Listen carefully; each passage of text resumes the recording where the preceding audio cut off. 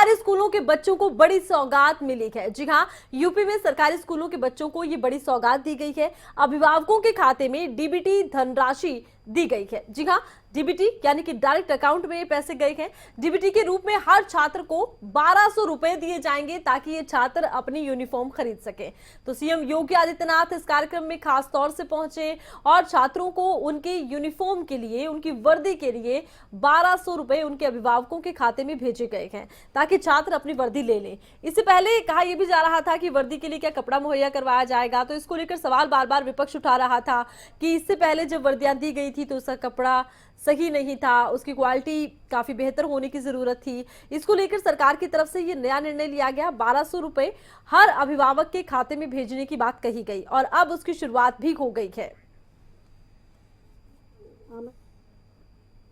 Corona महामारी के दौरान जिस भी परिस्थिति का सामना किया वह सबके सामने है। उन स्थितियों में जब हम लोगों ने स्कूल चलो अभियान इस वर्ष पुनः प्रारंभ किया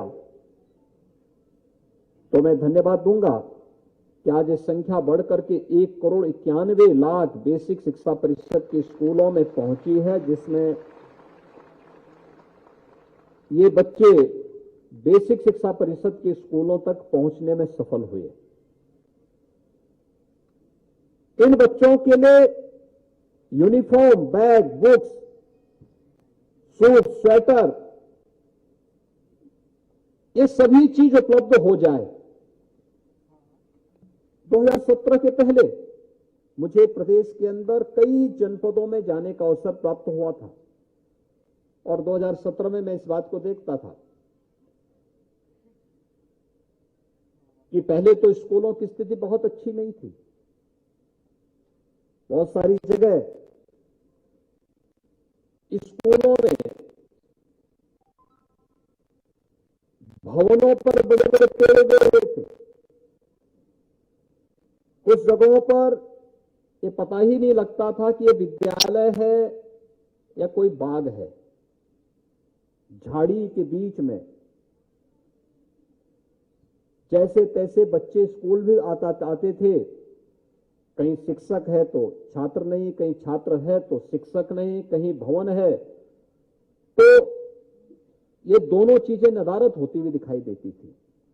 बच्चों के लिए सेपरेट टॉयलेट नहीं थे, बालक और बालिकाओं के लिए पेयजल की व्यवस्था नहीं थी।